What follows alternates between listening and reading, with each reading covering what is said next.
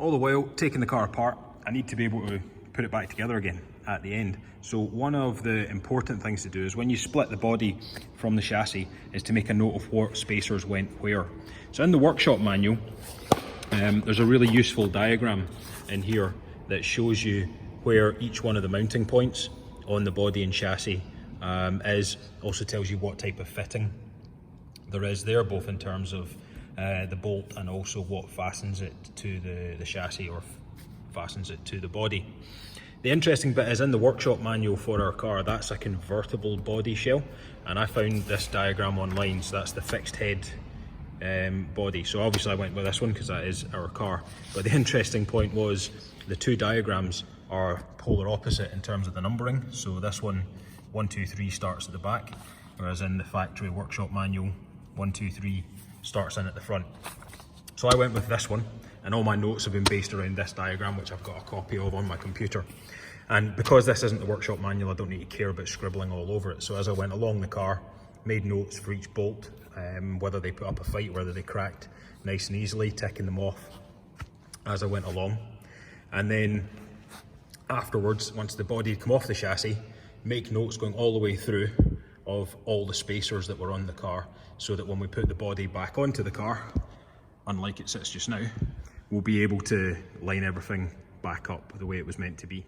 So on shim watch, going back to front, front two, no spacers on them at all, nothing left on the body.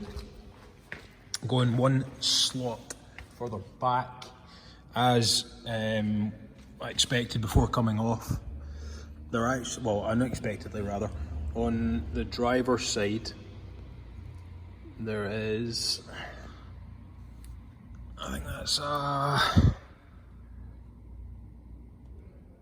don't need to measure the thickness of that, it's not a pile of washers. Oh yes it is. I think that's maybe 3 washers on the driver's side on that one. On the passenger side, oofed, you've got a big stack. I need to get some degreaser in about them and count them up. That's at least a 5 stack, I would think there.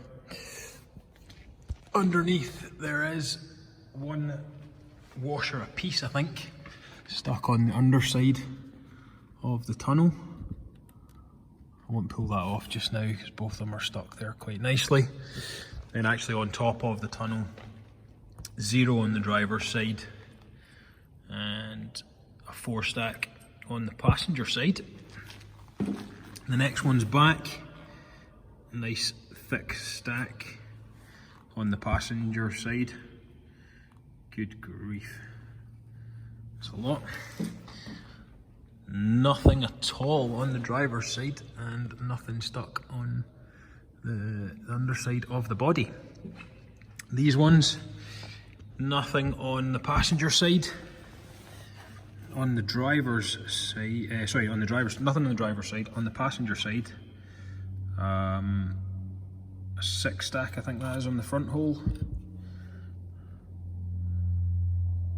6, maybe 7 on the middle hole. That's the one that goes through the bobbin. And then this butchered work of art on the back. These plates need to be redone. They're disastrous. Absolutely shocking. Nothing on the vertical on the front or the rear that I could see, which is good because they would be an absolute nightmare to position. And what's that? 4 stack, I think.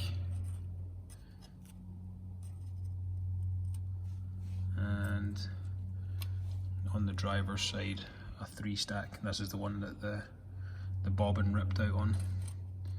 Interestingly, that they are on the outboard holes, and there appears to be inboard holes that could have been used.